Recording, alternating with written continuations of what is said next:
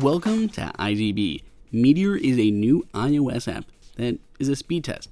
And there are a lot of speed tests out there. There are websites you can do it from. But Meteor tries to be a little bit different by making it easier to understand and what those numbers actually mean. It's like when you do a regular speed test, it gives you a number. But is that number good or bad? What should the ping be? Well, most people aren't going to know that information, and it doesn't really translate to any real world usage. Meteor, on the other hand, takes those numbers and tells you how that'll affect different apps. Because different apps require different bandwidth. You need more or less for Netflix versus Facebook. It also lets you keep a history of all of your speed tests and based on location. When you first launch the app, it'll have you run a speed test and you'll see results, hopefully similar to this, where you have awesome across the board. But if not, it'll tell you which apps are okay to play and which ones aren't.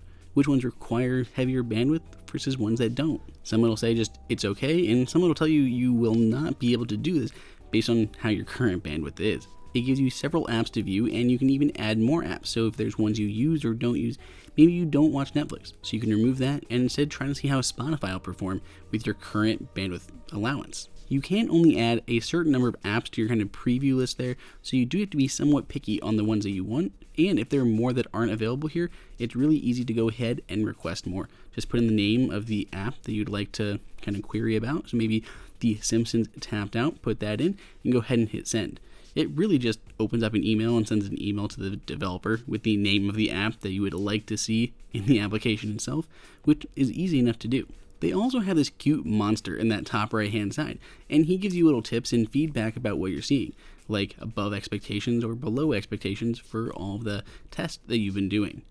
You can also see it based on location and how much is on Wi-Fi versus cellular.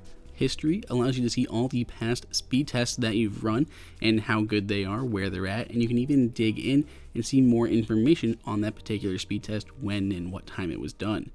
Then we have settings, which really isn't a lot to see here, just whether or not you want to see that little monster, send feedback to the developer, and turn on or off location settings. It does need your location to kind of put those on the map and see how they do over time and based on location. I think Meteor is a great idea.